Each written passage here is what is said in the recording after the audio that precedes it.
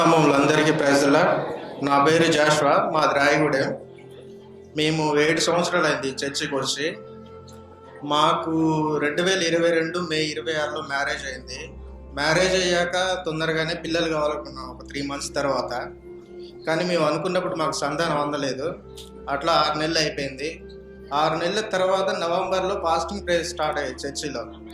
ఆ ఫాస్టింగ్ ప్రేయర్స్లో ఇద్దరం సంతానం కోసం ఫాస్టింగ్ ఉన్నాము. నవంబర్లో ఫాస్టింగ్ స్టార్ట్ అయ్యాయి. డిసెంబర్లో మాకు సంతానం అందింది. సంతానం అందిన 3 నెలల తర్వాత తనకి బ్లడ్ బ్లీడింగ్ అవుతుంది బాగా. ఆ విషయం నాకు చెప్పలేదు ఆమె. నా పనికి నేను వెళ్ళిపోయా ఆ రోజు.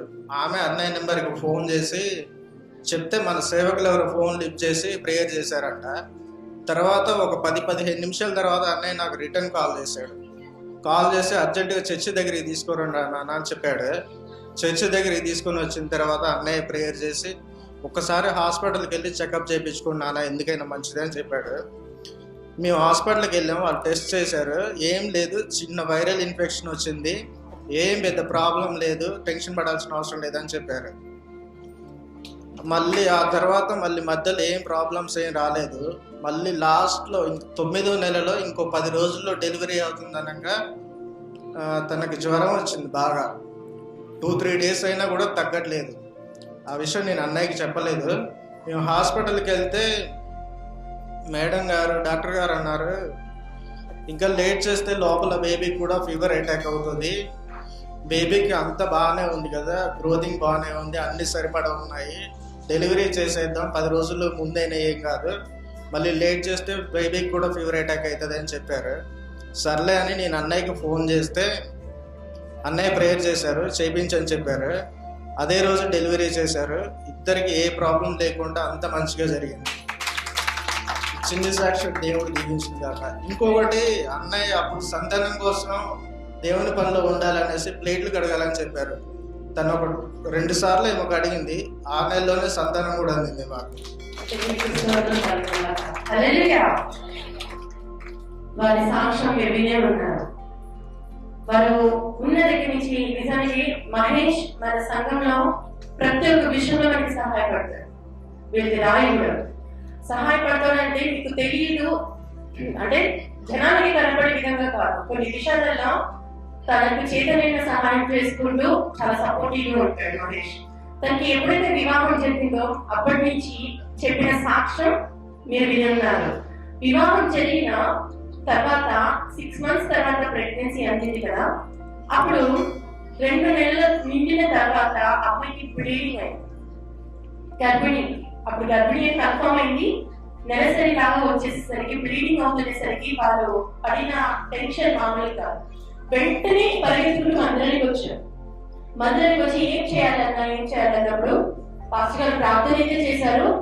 ఈ గర్భఫలము ఖచ్చితంగా నిలబడి తినాలి, కానీ ఎందుకైనా మంచిది, మీకు కూడా కన్ఫర్మేషన్ కావాలంటే వెళ్ళి చెక్ చేయించుకోండి అని చెప్పారు. నా ముందే చెప్పారు ఇవన్నీ కూడాను. అప్పుడు అమ్మాయి వెళ్ళింది హాస్పిటల్లో, అదే టెన్షన్ పడుకుంటూ వెళ్ళింది. కొంచెం ఆలస్యమైనా కానీ చెకింగ్ అయితే అంతా అయిపోయింది.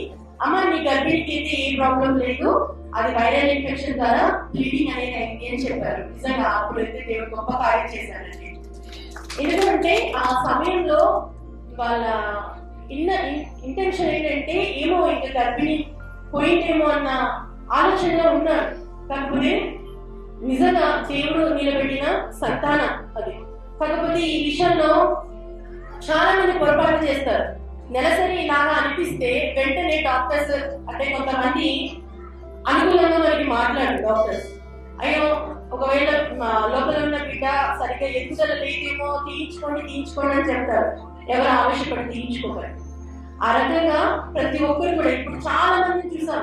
దాదాపు నేను గర్భిణీలుగా ఇప్పుడు ఎంతమంది అయితే మన సంఘంలో చూసానో చాలా మోస్ట్లీ ఒక 6-7 మెంబర్స్ పిల్లలు ఇలాంటి కంప్లైంట్స్ ఇచ్చారు. అమ్మ బ్లీడింగ్ అవుతుంది, చూస్తే గర్భిణి. ఎలా ఏమనుకుంటారు? బ్లీడింగ్ అవుతుందంటే అరే మొన్న ఇక్కడ నిల్చొని ప్రతి విషయం కూడా అదే ప్రాబ్లం గా మీకు సాక్షిగా నిలబడింది కదా, మీ కుమారుడు తెచ్చుకోండి. ఆ రకంగా టెన్షన్ పడతారు. కానీ ఆ సమయంలో ఒక ధైర్యం కలిగి ఉండే మనకి దేవుడు తోడు ఏమి కాదు. అలా 1-2 సార్లు మీ మైండ్ మీరు కంట్రోల్ చేసుకొని ఆ తర్వాత వెంటనే నాకు ఫోన్ చేస్తే బాగుంటది. కాకపోతే చాలా మంది అలాంటి పనులు చేయరు. డాక్టర్స్ ఏం చెప్తే అదే చేయడం. ఆ రకంగా ఎవరు ఉండకూడదు. ఎందుకంటే ఇక్కడ అత్తమామలు ఉన్నారు, తల్లిదండ్రులు ఉన్నారు, భర్తలు ఉన్నారు, మీ అందరికి అర్థం కావాలి కాబట్టి చెప్తున్నా. ఆ టైంలో ఆడపిల్లకి ఏం అర్థం కాదు, ఇంకా బాధలు ఇంకా ఉంటాయి. మీరే ధైర్యం చెప్పి ఏం కాదు అని చెప్పేసి దేవుడి మీద పారిపోయారు. ఆ రకంగా తను కూడా అదే చేశాడు. మహేష్ కూడా తీసుకువచ్చాడు అనే మాటలు విని దేవుడి కృప ద్వారా ఆ సంతానం నిలబడింది.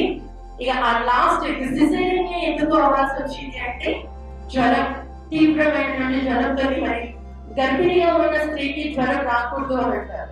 అది పిల్లలకి ఎఫెక్ట్ అయిందని చెప్పేసి అది పూర్తిగా అంతవరకు కాకముందే సర్జరీ చేసి కుమారుడిని తీశారు. ఆ రకంగా దేవుడు వారి కుటుంబంలో అంతా మంచి చేశాడండి.